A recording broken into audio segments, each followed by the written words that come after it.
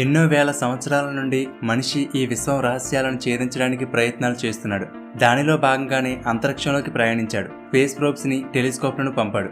చంద్రుడి మీద కాలు మోపాడు. ఇప్పుడు మరొక గ్రహం మీద నివాసం ఏర్పరచుకునే ప్రయత్నాలు చేస్తున్నాడు. అయితే మన భూమి కాబట్టి ఇంత అందంగా అన్ని వనరులతో బ్రతకడానికి అనుకూలంగా ఉంది. కానీ మిగిలిన అన్ని గ్రహాలు అలా ఉండవు. కాబట్టి అక్కడి పరిస్థితులు ఎలా ఉంటాయి, వాటికి ఎలా అలవాటు పడాలి అనేది తెలుసుకోవాలంటే మనిషి ఈ భూమికి దూరంగా స్పేస్లోనే ఉండాలి. అందుకోసం స్పేస్లో ఒక నివాసం ఏర్పరచుకోవాలి. అలా ఏర్పాటు చేసిందే ఇంటర్నేషనల్ స్పేస్ స్టేషన్. దీనిని సింపుల్గా ఐఎస్ఎస్ అంటారు. అలాంటి ఐఎస్ఎస్కి భూమి నుండి కొంతమంది అక్కడికి వెళ్ళి అక్కడ ఉండి ప్రయోగాలు చేస్తూ ఉంటారు. అయితే అక్కడ ఉన్న వాళ్ళ గురించి మనలో చాలామందికి కొన్ని డౌట్స్ ఉంటాయి. ఆ స్పేస్లో ఎలా తింటారు, ఎలా టాయిలెట్కి వెళ్తారు, ఆ వేస్ట్ని ఏం చేస్తారు, వాళ్ళకి వాటర్ ఎక్కడి నుండి వస్తుంది, ఏదైనా అనారోగ్యం వస్తే ఏం చేస్తారు, ఇంటర్నేషనల్ స్పేస్ స్టేషన్లో ఇంటర్నెట్ ఉంటుందా, ఇలా ఐఎస్ఎస్ గురించి, దానిలోని ఆస్ట్రోనాట్స్ల లైఫ్ స్టైల్ గురించి ఈ వీడియోలో వివరంగా తెలుసుకుందాం. ఈ వీడియో చాలా ఇంట్రెస్టింగ్గా ఉంటుంది కాబట్టి చివరి వరకు చూడండి. ఇంటర్నేషనల్ స్పేస్ స్టేషన్ అనేది life supporting system. Computers, laboratories ఇలా ఫుల్ టెక్నాలజీతో నిండిన ఒక నిర్మాణం.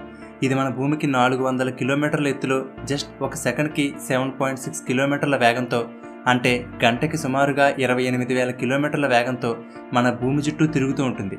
అంత స్పీడ్తో తిరుగుతుంది కాబట్టి అది మన భూమి చుట్టూ ఒక రౌండ్ వేయడానికి 90 నిమిషాల సమయం పడుతుంది. ఐఎస్ఎస్లో ఉండేవాళ్ళు రోజుకి 16 సార్లు సూర్యోదయం, 16 సార్లు సూర్యాస్తమయం చూస్తారు. స్పేస్లో ఎక్స్పెరిమెంట్ చేయవలసిన ప్రతిసారి స్పేస్లోకి వెళ్ళి రావడం కాకుండా స్పేస్లో మనకంటూ ఒక సెక్యూర్గా కొంతకాలం ఉండడానికి ప్లేస్ ఉండాలనే ఉద్దేశంతో ఈ ఐఎస్ఎస్ని డెవలప్ చేశారు. ఇది మల్టీనేషనల్ ప్రాజెక్ట్. దీనిలో Russia, America, Canada, Japan, Europe ఇలా 14 దేశాలు ఇన్వాల్వ్ అయి ఉన్నాయి. ఇక్కడ ఐఎస్ఎస్కి సంబంధించిన వీడియోస్ని చూసి ఎంత బాగా గాలిలో తేలుతున్నారో, అక్కడ లైఫ్ ఎంత బాగుంటుందో అనిపిస్తుంది కదా. కానీ అనుకున్నంత సుఖంగా ఏమీ ఉండదు. ఎందుకంటే అక్కడ దాదాపుగా గ్రావిటీ ఉండదు. మన హ్యూమన్ బాడీ జీరో గ్రావిటీకి డిజైన్ చేయబడింది కాదు. చాలా హెల్త్ ఇష్యూస్ వస్తాయి. అందుకే ఆ జీరో గ్రావిటీకి అలవాటు అవ్వడం కోసం ఐఎస్ఎస్కి పంపే ముందే ఆస్ట్రోనాట్స్కి టెక్సాస్లోని నాసా హెడ్ క్వార్టర్స్లో ప్రపంచంలోనే అతిపెద్ద ఇండోర్ స్విమ్మింగ్ పూల్లో ట్రైనింగ్ ఇస్తారు. అంతేకాదు ఐఎస్ఎస్కి ఏమైనా ప్రాబ్లం ఉంటే ఎలా రిపేర్ చేయాలి, ఏదైనా సమస్య వస్తే ఎలా సాల్వ్ చేయాలనే దానికోసం ఈ స్విమ్మింగ్ పూల్లోనే ఒక డూప్లికేట్ ఐఎస్ఎస్ ఉంటుంది. దాని ద్వారా ట్రైనింగ్ ఇస్తారు. ఇలా ఆస్ట్రోనాట్స్కి ట్రైనింగ్ పూర్తయిన తర్వాత వాళ్ళని ఐఎస్ఎస్కి పంపుతారు. ఆస్ట్రోనాట్స్ని ఐఎస్ఎస్కి తీసుకువెళ్ళడానికి అమెరికా వాళ్ళు రష్యాకి చెందిన సోయూజ్ రాకెట్స్ని యూజ్ చేస్తారు. ఆ రాకెట్లో ఒక సీట్ కోసం దాదాపుగా అమెరికా రష్యాకి $90 మిలియన్ చెల్లిస్తుంది. అంటే సుమారుగా 700 కోట్లు. సో ఒక ఆస్ట్రోనాట్ని ఐఎస్ఎస్కి పంపడానికి ఎంత ఖర్చు అవుతుందో చూడండి. అలాగే రీసెంట్గా నాసా ఏకంగా $10 బిలియన్ అంటే సుమారుగా 80,000 కోట్లు ఖర్చు పెట్టి జేమ్స్ వెబ్ స్పేస్ టెలిస్కోప్ని పంపింది. ఈ యూనివర్స్ని మరింత ఎక్స్ప్లోర్ చేయడంలో భాగంగానే రీసెంట్గా నాసా దీన్ని లాంచ్ చేసింది. విశ్వంలో ఏర్పడిన మొట్టమొదటి గ్యాలక్సీలను కూడా ఇది ఫోటో తీయగలుగుతుంది. భూమి మీద ట్రైనింగ్ పూర్తయిన తర్వాత ఆస్ట్రోనాట్స్ ఐఎస్ఎస్కి చేరుకుంటారు. ఇక ఇంటర్నేషనల్ స్పేస్ స్టేషన్లోకి చేరుకున్న తర్వాత అంతా ఒక టైం టేబుల్ ప్రకారం నడుస్తుంది. ఉదయం 6 గంటలకు వీళ్ళ డే స్టార్ట్ అవుతుంది. లేచిన వెంటనే మెయిల్స్ అండ్ న్యూస్ని చెక్ చేసుకుంటారు. ఆ తర్వాత బ్రష్ చేయడం. అయితే ఇక్కడ బ్రష్ చేయడం మన భూమి మీదలాగా ఉండదు. బ్రష్ చేసుకున్నప్పుడు వచ్చే నొరగను వాళ్ళు మింగేయవలసి ఉంటుంది, లేదా పేపర్తో క్లీన్ చేసుకోవాలి. నెక్స్ట్ వాష్రూమ్ విషయానికి వస్తే యూరిన్ కోసం ప్రతి ఒక్కరికి ఒక ట్యూబ్ లాంటి యూరినల్ ఫన్నెల్ ఉంటుంది. ఇది వ్యాక్యూమ్ క్లీనర్లా పనిచేస్తూ యూరిన్ని పీల్చుకుంటుంది. ఇలా ఒక చోట కలెక్ట్ అయిన యూరిన్ అంతా మరలా ప్యూర్ వాటర్గా రీసైకిల్ చేయబడుతుంది. ఆ వాటర్నే మళ్ళీ ఆస్ట్రోనాట్స్ తాగుతారు. అయితే ఇక్కడ చిరాకు పడవలసిన అవసరం ఏమీ లేదు. ఎందుకంటే యూరిన్, చెమట, చివరికి ఆస్ట్రోనాట్స్ వదిలిన శ్వాసలోని తేమ వీటన్నిటిని తీసుకుని దానిని రీసైకిల్ చేసిన వాటర్ ఏదైతే ఉందో అది మనం భూమి మీద తాగే వాటర్ కన్నా క్లీన్గా ఉంటాయట. అక్కడ ఉపయోగించిన రీసైకిల్ టెక్నాలజీ అలాంటిది. అసలు ఇంత కష్టపడి రీసైకిల్ చేయడం ఎందుకు, భూమి మీద నుండే వాటర్ని తీసుకువెళ్ళవచ్చు కదా అనే సందేహం రావచ్చు. కానీ మీకు తెలుసా, 1 లీటర్ నీటిని భూమి నుండి ఐఎస్ఎస్కి తీసుకువెళ్ళడానికి సుమారుగా $2 లక్షల ఖర్చు అవుతుంది. కాబట్టి ఐఎస్ఎస్లో ప్రతి నీటి చుక్కను చాలా జాగ్రత్తగా వాడతారు. ఇక వాష్రూమ్లో విషయానికి వస్తే వ్యాక్యూమ్ క్లీనర్ లాగానే ఎయిర్ సక్షన్ ద్వారా వేస్ట్ని కలెక్ట్ చేసి వాటిని క్యానిస్టర్స్ బ్యాగ్స్లో స్టోర్ చేసి ఉంచుతారు. ఆస్ట్రోనాట్స్కి కావాల్సిన ఐటమ్స్ని తీసుకువచ్చే కార్గో షిప్స్ వచ్చి అవి భూమి మీదకు తిరిగి వెళ్తున్నప్పుడు వాటిలోకి ఈ బ్యాగ్స్ని లోడ్ చేసి ఎర్త్ అట్మాస్ఫియర్లో ఈ వేస్ట్ అంతా బర్న్ అయిపోయేలా చేస్తారు. ఒక్కొక్కసారి ఆకాశంలో స్టార్లు వెళ్ళిపోతున్నట్టు కనిపిస్తుంది కదా, అలా కనిపించే ప్రతిదీ కూడా స్టార్ కాదు. ఇలా రిలీజ్ అయిన వేస్ట్ ఈ భూమి మీద పడేలోపు బర్న్ అయిపోతూ మనకు స్టార్లా కనిపిస్తుంది. Next workouts. ఐఎస్ఎస్లో ఉండే ఆస్ట్రోనాట్స్ రోజుకి 2 సార్లు కనీసం 2 గంటలైనా తప్పకుండా ఎక్సర్సైజెస్ చేయాలి. ఎందుకంటే అక్కడ జీరో గ్రావిటీ వలన మజిల్స్ అండ్ బోన్స్ ఎక్కువగా యూజ్ చేయవలసిన అవసరం లేదు. వాటి మీద ఎటువంటి ప్రెజర్ పడదు. సో బోన్స్ డెన్సిటీ కోల్పోతాయి, అలాగే మజిల్స్ మాస్ తగ్గుతుంది. అది అంత మంచిది కాదు. అందుకే ఇక్కడ వర్కౌట్స్ తప్పనిసరి. అయితే స్పేస్లో గ్రావిటీ ఉండదు కాబట్టి ఎంత వెయిట్ ఉన్నా లిఫ్ట్ చేయడం పెద్ద కష్టం కాదు. కాబట్టి స్ప్రింగ్స్, వ్యాక్యూమ్, హైడ్రాలిక్స్ సహాయంతో స్పెషల్గా డిజైన్ చేసిన weight lifting machines, treadmills, cycles వంటి ఎక్విప్మెంట్స్ ఉంటాయి. వర్కౌట్స్ అయిన తర్వాత హెయిర్ కట్ గానీ షేవింగ్ గానీ చేసుకోవడానికి ఫ్లోబీ అనబడే స్పెషల్ హెయిర్ కట్ మిషన్ ఉంటుంది. ఇది కూడా వ్యాక్యూమ్ క్లీనర్ కి అటాచ్ అయి ఉంటుంది. దీని వలన కట్ అయిన హెయిర్ అనేది గాలిలో ఎగరకుండా ఇది పీల్చుకుంటుంది. ఇక స్నానాల విషయానికి వస్తే ఇక్కడ మనం చేసినట్టు షవర్ కింద చేయడం ఉండదు. జస్ట్ ఒక క్లాత్ని వాటర్తో తడుపుకొని దానితో బాడీ తుడుచుకోవాలి.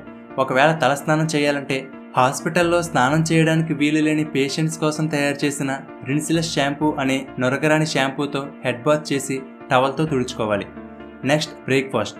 వీళ్ళకి బ్రేక్ఫాస్ట్, లంచ్, డిన్నర్ ఇలా 3 మీల్స్ ఉంటాయి. వీళ్ళకి చాలా రకాల ఫుడ్ ఐటమ్స్ ఉంటాయి. Nuts, peanut butter, chicken, beef, seafood, candy, brownies, cookies ఇలా సుమారుగా 200 రకాల ఆహార పదార్థాలు వాళ్ళకి అవైలబుల్గా ఉంటాయి. ఫుడ్ ఐటమ్స్ ఎక్కువ కాలం నిల్వ ఉండడానికి ఫుడ్ నుండి వాటర్ మొత్తాన్ని పూర్తిగా తీసేస్తారు. దీనినే ఫ్రీజ్ డ్రైయింగ్ అంటారు. వాటిని ప్యాకెట్స్లో ప్యాక్ చేసి ఉంచుతారు. ఆస్ట్రోనట్స్ వాటిని తినే ముందు వాటిలోకి హాట్ వాటర్ని ఫిల్ చేసి మళ్ళీ మెత్తగా చేసుకుని వాటిని తింటారు. అయితే ఇక్కడ సాల్ట్ అండ్ పెప్పర్ అనేవి పౌడర్లా ఉండదు, లిక్విడ్ ఫామ్లో ఉంటాయి. ఎందుకంటే అది పౌడర్లా ఉంటే అది గాలిలో తేలుతూ ఆస్ట్రోనట్స్ కళ్ళల్లోకి, ముక్కుల్లోకి వెళ్ళడం లేదా ఎలక్ట్రికల్ బోర్డ్స్లో చేరుకోవడం జరగవచ్చు. అందుకే సాల్ట్ అండ్ పెప్పర్ లిక్విడ్ ఫామ్లో ఉంటాయి. ఇక బ్రేక్ఫాస్ట్ అయిన తర్వాత భూమి మీద ఉన్న నాసా మిషన్ కంట్రోల్ సెంటర్తో డైలీ స్కెడ్యూల్ని డిస్కస్ చేయడానికి మార్నింగ్ కాన్ఫరెన్స్లో పాల్గొనాలి. ఈ ఐఎస్ఎస్లో ఉండే వాళ్ళతో పాటు భూమి మీద కొన్ని వేల మంది సైంటిస్ట్స్ వీళ్ళని మానిటర్ చేస్తూ వాళ్ళకి గైడ్ చేస్తూ ఉంటారు. మరి భూమి మీద ఉన్న వాళ్ళతో కాంటాక్ట్ అవ్వాలి కదా, అందుకోసం ఐఎస్ఎస్లో కూడా 600 Mbps స్పీడ్తో ఇంటర్నెట్ ఉంటుంది. టెడ్రిస్ అనే శాటిలైట్ సిస్టమ్ ద్వారా ఐఎస్ఎస్కి వైఫై అందుతుంది. ఈ కాన్ఫరెన్స్ తర్వాత ఎవరికి వారు వాళ్ళకి అప్పగించిన పనులు చేస్తారు. సాధారణంగా ఆస్ట్రోనట్స్ రోజులో చాలా సమయం ఎక్స్పెరిమెంట్లు చేయడంలో గడుపుతారు. జీరో గ్రావిటీలో హ్యూమన్ బాడీ ఎలా ప్రవర్తిస్తుంది, మెంటల్ రియాక్షన్స్ ఎలా ఉంటాయి, బ్లడ్ ఎలా ఫ్లో అవుతుంది, చేపలు, పురుగులు, ఎలుకలు వంటి జీవులను పెంచుతూ లివింగ్ సెల్స్ మీద లో గ్రావిటీ ఎలాంటి ప్రభావాన్ని చూపిస్తుందో తెలుసుకోవడం, కూరగాయల మొక్కలు పెంచడం ఇలా దాదాపు వీళ్ళు 200కి పైగా ప్రయోగాలు చేస్తారు. అసలు ఎందుకు ఇంత ఖర్చు పెట్టి ఐఎస్ఎస్లో ఎక్స్పెరిమెంట్లు చేయాలనే సందేహం రావచ్చు. ఎందుకంటే ఫ్యూచర్లో మనిషి మార్స్ వంటి వేరే గ్రహాల మీద జీవనం సాగించడానికి ప్రయత్నాలు సాగిస్తున్నాడు. మరి అలాంటి చోట్లకు వెళ్ళినప్పుడు వాళ్ళకి ఎప్పటికప్పుడు వాటర్ని, ఫుడ్ని పంపడం సాధ్యం కాదు కదా. కాబట్టి మార్స్ వంటి గ్రహాల మీద ఎక్కువ కాలం నివాసం ఉండడానికి ఏమేమి అవసరమో వాటిని సొంతంగా అక్కడ డెవలప్ చేసుకోవడానికి పరిశోధనలు చేస్తున్నారు. ఈ ఎక్స్పెరిమెంట్లతో పాటు ఫిల్టర్స్ని క్లీన్ చేయడం, సర్ఫేసెస్ని డిస్ఇన్ఫెక్ట్ చేయడం, ట్రాష్ని క్లీన్ చేయడం, బ్యాటరీస్ని చేంజ్ చేయడం, కంప్యూటర్ల సాఫ్ట్వేర్లను అప్డేట్ చేయడం ఇలా మెయింటెనెన్స్ వర్క్స్ని కూడా చేస్తారు. దీనిలో భాగంగానే వాళ్ళు ఒక్కొక్కసారి ఐఎస్ఎస్ బయటకు కూడా వెళ్ళవలసి ఉంటుంది. అలాంటప్పుడు వారు స్పేస్ వాక్ చేయవలసి ఉంటుంది. అయితే స్పేస్ మనకు కనిపిస్తున్నంత ప్రశాంతంగా అయితే ఏమీ ఉండదు. స్పేస్లో ఒక్కొక్కసారి విపరీతమైన చల్లగా లేదా చాలా వేడిగా ఉంటుంది. గాలి ఉండదు, ఎయిర్ ప్రెషర్ ఉండదు, సూర్యుడి నుండి వచ్చే రేడియేషన్ చాలా డేంజర్. వీటన్నిటి నుండి కాపాడడానికి స్పేస్ వాక్కి వెళ్ళేటప్పుడు ఆస్ట్రోనాట్స్ స్పేస్ సూట్ని ధరిస్తారు. జస్ట్ ఈ స్పేస్ సూట్ వెయిట్ సుమారుగా 120 కేజీల బరువు ఉంటుంది. కానీ స్పేస్లో గ్రావిటీ ఉండదు కాబట్టి ఆస్ట్రోనాట్స్ ఆ వెయిట్ని ఫీల్ అవ్వరు. ఈ స్పేస్ సూట్ వేసుకోవడానికి దాదాపుగా 45 నిమిషాల సమయం పడుతుంది. ఈ స్పేస్ సూట్ ధరించి ఐఎస్ఎస్ బయటకు వెళ్ళి ఐఎస్ఎస్కి ఏమైనా ప్రాబ్లమ్స్ ఉంటే వాటిని రిపేర్ చేస్తారు. ఇలా స్పేస్ వాక్ చేస్తున్నప్పుడు స్పేస్ సూట్ 26 మీటర్ల పొడవైన ఒక బ్రైడెడ్ స్టీల్ రోప్తో ఐఎస్ఎస్కి కనెక్ట్ అయి ఉంటుంది. ఎందుకంటే ఈ కనెక్షన్ లేకపోతే పొరపాటున వాళ్ళు కనుక స్పేస్లో మిస్ అయితే మళ్ళీ దొరకడం అంటూ ఉండదు. అలా రోజంతా వర్క్ కంప్లీట్ అయిన తర్వాత ఈవినింగ్ డిన్నర్ కంప్లీట్ అయ్యాక గ్రౌండ్ స్టేషన్లో మరొక కాన్ఫరెన్స్ ఉంటుంది. దానిలో ఆ రోజు చేసిన వర్క్స్ గురించి డిస్కస్ చేసుకుంటారు. ఆ మీటింగ్ అయిన తర్వాత astronauts card games, board games ఆడుకోవడం, మూవీస్ చూడడం, బుక్స్ చదువుకోవడం, మ్యూజిక్ ఇన్స్ట్రుమెంట్స్ని ప్లే చేయడం, వాళ్ళ ఫ్యామిలీస్కి కాల్ చేసి మాట్లాడుకోవడం చేస్తారు. ముఖ్యంగా ఐఎస్ఎస్లో భూమి వైపు కుపోలా అనే ఒక గ్లాస్తో తయారు చేయబడిన అబ్జర్వేటరీ పార్ట్ ఉంటుంది. అక్కడి నుండి భూమిని చూస్తుంటే చాలా అద్భుతంగా ఉంటుంది. ఖాళీ సమయంలో ఆస్ట్రోనాట్స్ మన భూమిని చూస్తూ ఎంజాయ్ చేస్తారు. ఇక చివరిగా రాత్రి నిద్ర. దానికోసం ప్రతి ఒక్కరికి ఒక్కొక్క క్యాబిన్ లాంటివి ఉంటాయి. వాటిలోకి వెళ్ళి వాటిలోని బ్యాగ్స్లో లాక్ చేసుకుని పడుకుంటారు. ఇది ఇంటర్నేషనల్ స్పేస్ స్టేషన్లో ఆస్ట్రోనాట్స్ రోజువారీ జీవితం. ఇలా సుమారుగా 6 నెలలు గడిచాక ఈ ఆస్ట్రోనాట్స్ తిరిగి భూమికి వచ్చేస్తారు. ఎందుకంటే ఎక్కువ కాలం జీరో గ్రావిటీలో ఉండడం అంత మంచిది కాదు. స్పేస్లో ఇమ్యూన్ సిస్టమ్ వీక్ అవుతుంది, బోన్స్ మజిల్స్ వీక్ అయిపోతాయి, కోల్డ్, స్కిన్ ఇన్ఫెక్షన్ వంటి డిసీజెస్ వస్తాయి.